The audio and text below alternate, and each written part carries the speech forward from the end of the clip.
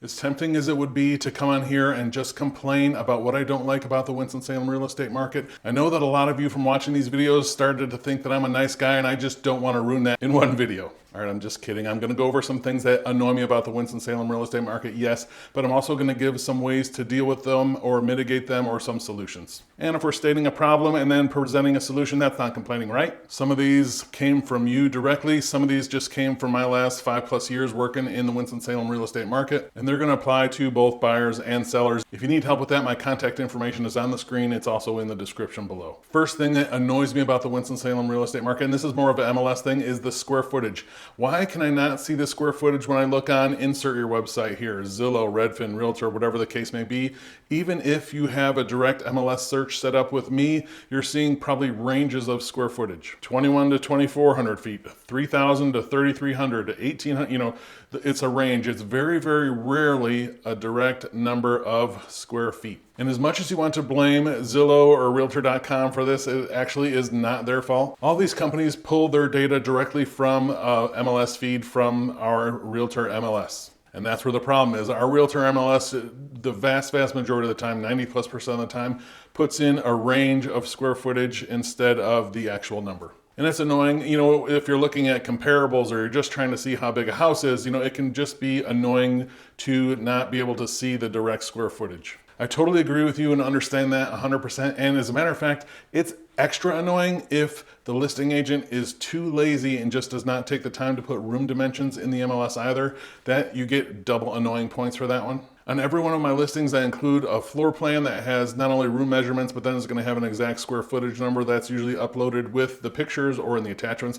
That's on my listings. I wish more realtors did that. They don't, but oh well. What we can do if we're looking at a house, we can get a really good idea by going, most of the time, by going to the tax card. I can look at that when we're searching, and that will generally have a more exact square footage of the building itself. Sometimes it will exclude livable and non-livable area, so we can really hone that down. But then also we can do measurements while we're there, or we're taking a tour of the house to get better ideas of room sizes and things like that. And I'm going to sound petty for this next one, but it is using the word bid when we're submitting an offer. And I'm definitely not knocking the consumer on this. I know it's just become part of the lexicon, not just in Winston-Salem, but all over in the real estate market with how crazy it's been. Is like, let's put in a bid on this house, because that's how the market has been. It's just favored sellers so much over the last few years that it just becomes like a bid, like you're asking, like, here's my bid. But here's what that word tells me and why I don't like it. And if you're a client and you want to say, let's put a bid on the house, you could tell that to me all day long. I'm just not going to tell that to the other party. From just a language and negotiating standpoint, using that word just says that, you know, word can be pushed around a little bit. We can make our offer better. We're willing to do more. And I know that sounds weird, but trust me, when I'm working with sellers and agents that say, hey, my client's submitting a bid on this, or we're submitting a bid on this, I know with well over 90% certainty that we can get them to move on any and almost all of the numbers that they send in on that. It just really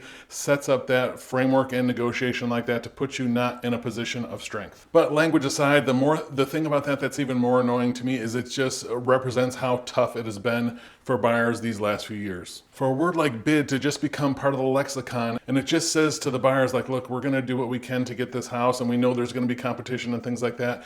It is what it is at the end of the day. I understand that. That's business, but I just feel for buyers over these last few years of just thinking that they even have to use the word bid like that. So better words to use, and words that I will always use on your behalf, is going to be offer, or we've sent our offer to purchase. Here's our proposal. And that's just going to go a little bit into the negotiation strategy, and we're going to set it up. And you know, sometimes, look, winning is getting the house. I understand that still happens. But more and more the market is normalizing, so we just need to think of things not like bidding or we're almost begging to get the house. Of course, sometimes that's going to happen, and it's like, we really want this house. Do what you got to do to get it.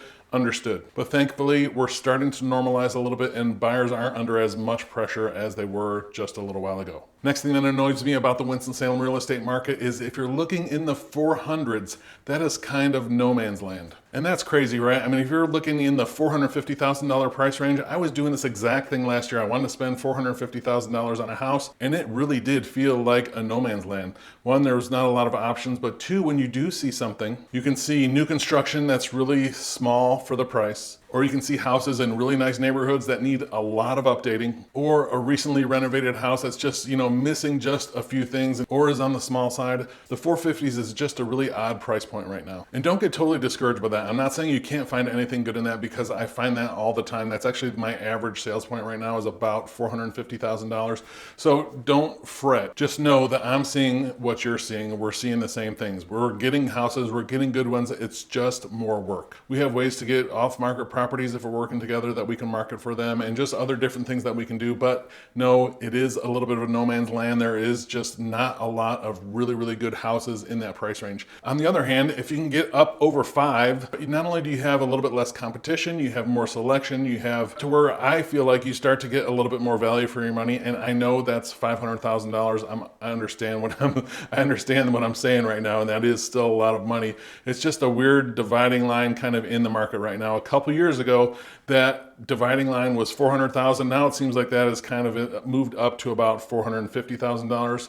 So just again, know, if you get up over 5, you have a little bit less competition, a little bit more choices, but those mid 4s, those low to mid 4s are still highly competitive. They can be a little bit of a no man's land. So if you're seeing that, don't be discouraged. It's what it is. We can still get good houses in that price range. Next is when I'm representing buyers or sellers. It's when a seller thinks it's 2022 still and they're just being unreasonable. They want to test the tippy top of the market. They want to know they're asking more than the house is worth, and they still think they're going to get offers, or they expect exorbitant due diligence fees. I showed a house not too long ago where the house was a little bit overpriced. We still went to see it, figuring that we can negotiate if we liked it.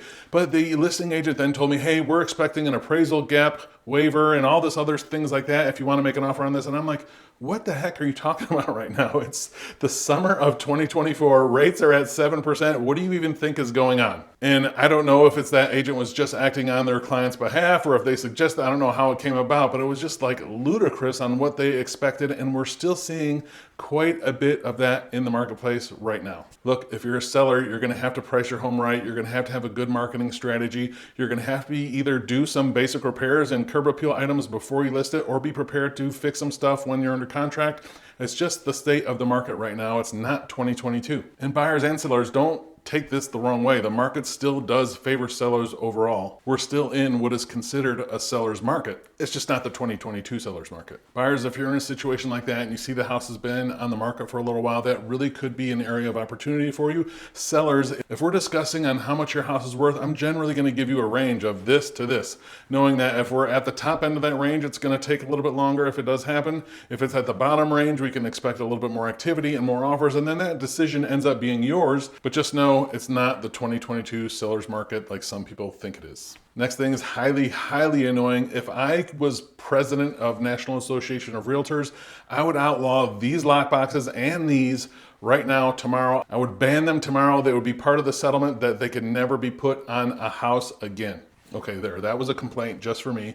When I worked in Chicago, those things used to freeze up so bad in the wintertime. It was a nightmare, and right now they're just annoying. Yes, that was for me. All right, back to you. Next thing that's annoying to me when we're in this real estate market right now in Winston-Salem is when a seller marks the disclosures all no representation. As a buyer, think about it. You're looking at this and it says, are you aware of any problems with the foundation? No representation. Are you aware of any problems with the electrical system? No representation. And on. Everything is no representation. Age of the roof, no representation. Well, if you're a buyer and you're seeing that, you're right to have red flags, right? We normally see these marked as no representation in a few different scenarios. One is if it's an investor house or an inherited house where the person selling it has never lived in it. I have had seller clients where they just want to be safe and mark everything no representation as to not scare anyone away. And my suggestion is to always just disclose whatever you know. But especially when we're in situations where they're asking, people are expecting a decent amount of a due diligence fee, we should have those disclosures really filled out unless there's a legitimate reason why they can't be.